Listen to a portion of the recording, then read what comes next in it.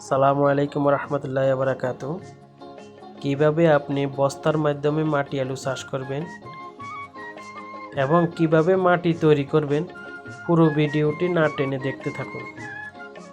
এখানে আমি মাটির সাথে মিক্স করলাম আপনার বালুর সাথে সাথে কিছু গোবর মিক্স করে নিন।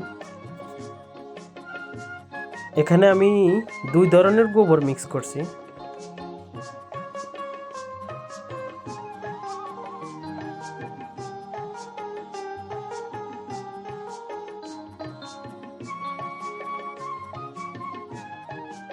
এখন আমি মাটিগুলা হাত দিয়ে ভালো করে মিক্স করে নিব।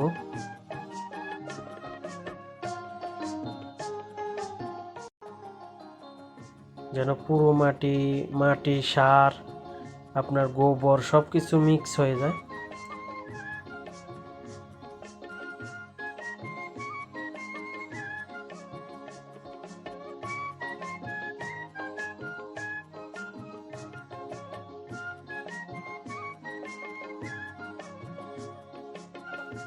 এখন দেখুন, এই বস্তাটির ভিতরে আমি মাটি আলুর বীজ রোপণ করব।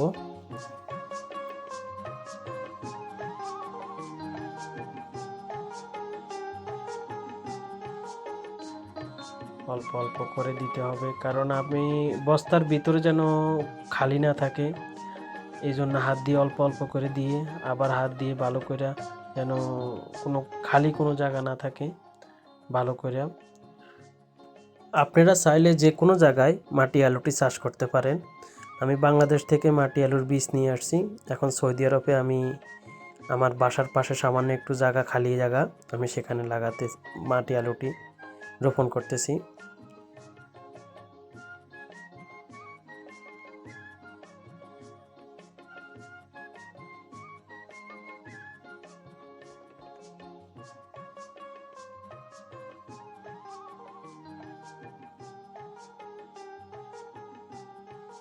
আমার ফেসবুক পেজটি অবশ্যই আপনারা ফলো দিয়ে রাখুন পরবর্তী ভিডিও দেখার জন্য।